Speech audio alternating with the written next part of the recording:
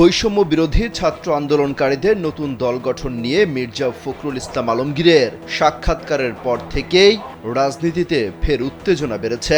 এ নিয়ে Facebook status দিয়েছেন উপদেষ্টা আসিফ নজরুল। তিনি লিখেছেন, বিএনপির সাথে ছাত্র নেতাদের বা গণঅভ্যুত্থানের শক্তিগুলোর মধ্যে কোনো দূরত্ব বা ভুল বোঝাবুঝি কাম্য নয়। এটি গণহত্যাকারী আওয়ামী লীগ নেতাকর্মী ও তাদের দোসরদের কতটা উৎসাহিত এবং বেপরোয়া করে তুলতে পারে তার কিছুটা প্রমাণ গত কয়েকদিনে পেয়েছি। গত দুদিন ফেসবুকে ছেয়ে গিয়েছিল ডক্টর মোহাম্মদ ইউনূস উপদেষ্টা ও ছাত্রনেতাদের পলায়নের গুজব। এই গুজবের উন্মত্ততায় আওয়ামী লীগের নেতাকর্মীরা নাশকতা করার চেষ্টা করেছে এমন খবরও প্রকাশিত হয়েছে। তার দাবি, আতঙ্কিত হয়ে তার কাছে দু একজন ফোনও করেছেন ঘটনা কি জানার জন্য।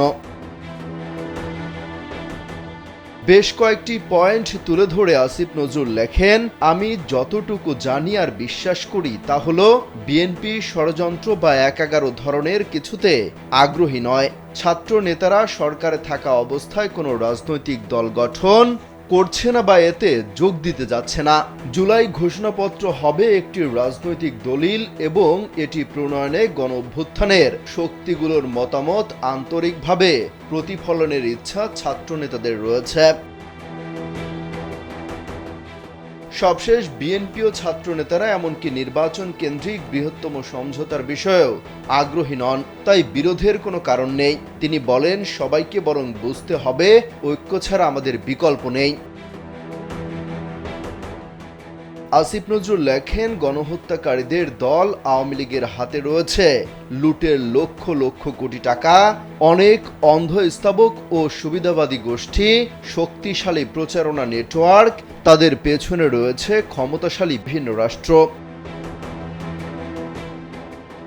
এদেরকে রুখতে হলে জুলাই গণঅভ্যুত্থানে শহীদ ছাত্র জনতার আত্মত্যাগকে মনে রেখে সবাইকে ঐক্যবদ্ধ থাকতে হবে। তিনি সতর্ক করে বলেন, আমাদের মধ্যে ভিন্ন মত থাকবে, কিন্তু তা বাংলাদেশের শত্রুদের জন্য উৎসাহব্যঞ্জক হয়ে ওঠার পর্যায়ে যেন না যায়। অমিত হাসান রবিন, কালবেলা।